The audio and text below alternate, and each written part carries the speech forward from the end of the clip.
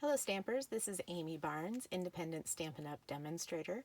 I'm excited to share a very fun and colorful technique with you today, and this is a faux watercoloring with designer series paper technique.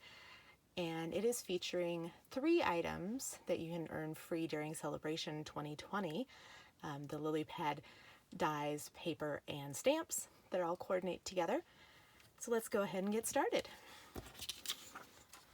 First thing you need is a piece of thick Whisper White cardstock, 5.5 by 8.5, scored in half at 4 1/4.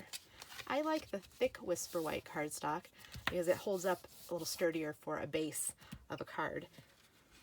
The second piece is the 4" by 5 1/4" piece of Whisper White cardstock, and this has been embossed. I don't know if you can see the pattern, it's very subtle. It's been embossed with the subtle embossing folder, and then I'm just going to adhere that centered on that layer like that. The next piece that you'll need is a piece of the lily paper that is 2 inches wide, and then I cut the banner end using the triple banner punch. And this piece here, isn't that pretty, is a die from the lily die set. That's also a free Sale-A-Bration item. And you could put either side, either the scallop edge down or the kind of more spiked edge down. I did this one because it kind of mimics the shape of the water lily flower that we're going to use later.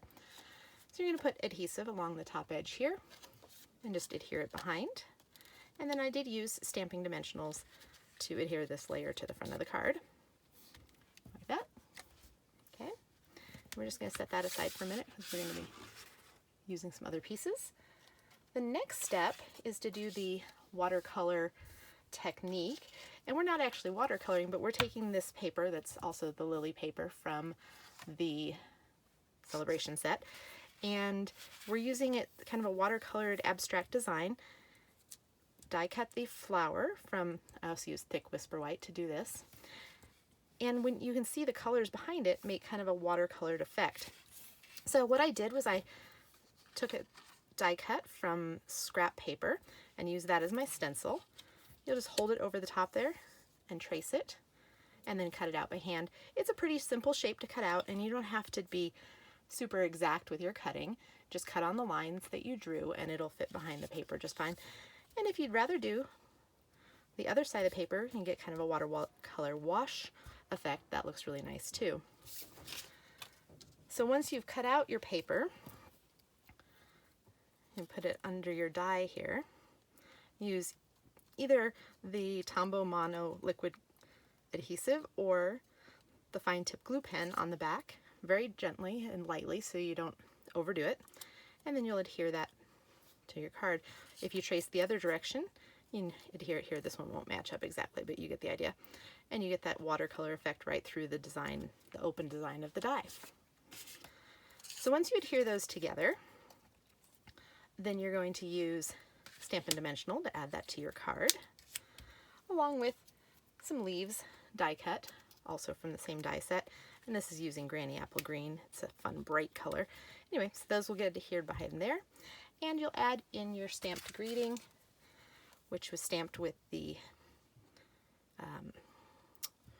oh, I forgot the name of the stamp set. Anyway, I'll put it in the list of supplies. And this was cut also with the 1" section of the triple banner punch. You'll adhere that down behind. Put this on with dimensional. I use glue dots for the leaves. And you end up with your finished card looking like this. And I will zoom in just a little bit so you can see a little closer. That is the completed card. It's got some nice detail with the die cut on the bottom and the colors here. It can make a fun birthday card, sympathy card, thank you card, really any number of occasions that this would be perfect for. The list of supplies is down below the video. If you have any questions, you can reach me at amybarnes.stampinup.net or inkstampspaper.com. Thanks so much for stamping with me today. Have a good one.